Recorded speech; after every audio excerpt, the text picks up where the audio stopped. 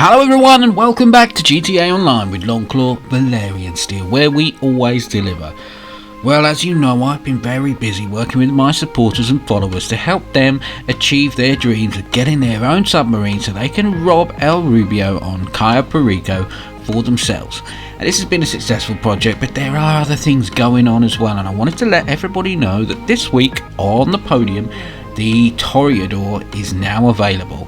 You can spin this and win this if you want to. You just need a bit of time and a bit of perseverance. If you don't get it first time, just load out of the game and load back in. Make sure your spawn point is set to the casino or the last location, and don't stop spinning until you start winning.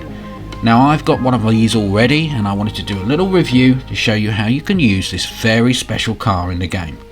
So let's have a look. Please like and share this video, subscribe to the channel, and check out my Assassin's Creed Valhalla and CyberPunk 2077 content available now.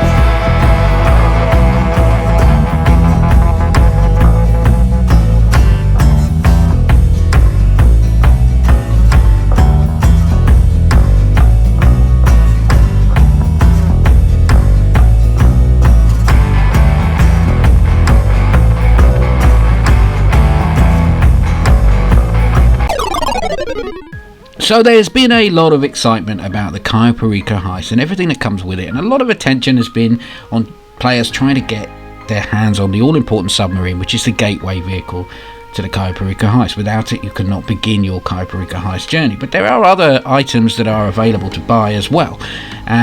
It's hard to imagine that a new player to the game who is fairly low rank would actually have enough money to buy all of these vehicles and everything that comes with it. We're talking 2 million for the basic submarine, 9 million if you want to fully upgrade the submarine with everything that comes with it, and the Toreador itself will cost 3.6 million. The RSX, which is the Puma sports car, that's going to cost you 3.4 million. So we're talking like 16-17 million just for these three vehicles alone.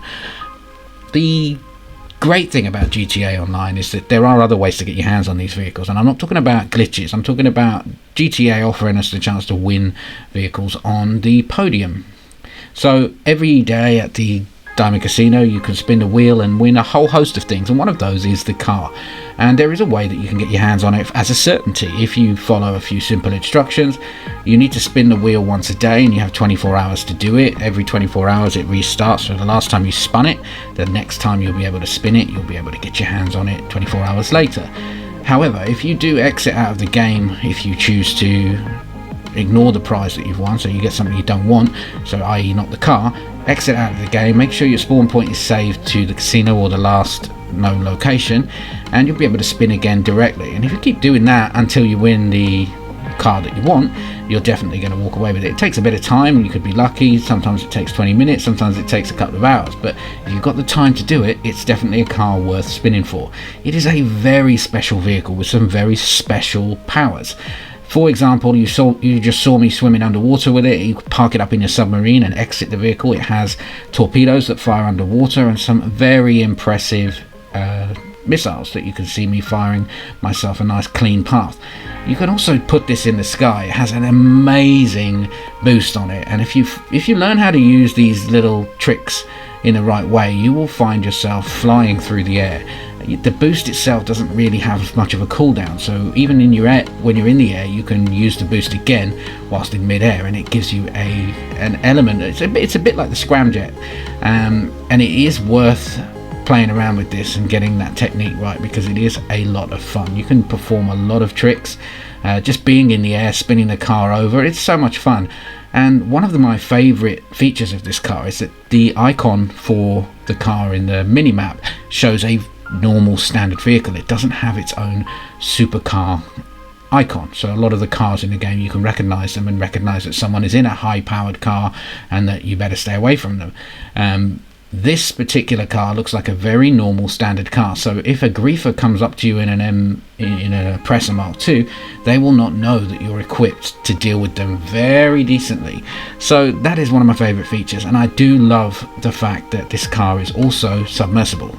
You can catch your daily caches and things like that. And it stands up as a very, very fast, I think one of the fastest cars in the game now. I'd like to see this in a head-to-head race.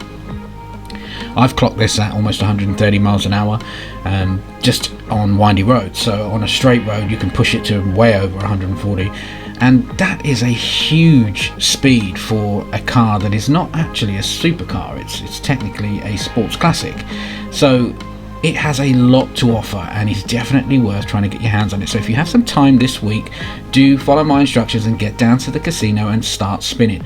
Check out my other content on my channel, subscribe and hit that bell so you don't miss anything else, and I'll see everybody after 3 p.m. this week for some heist fun.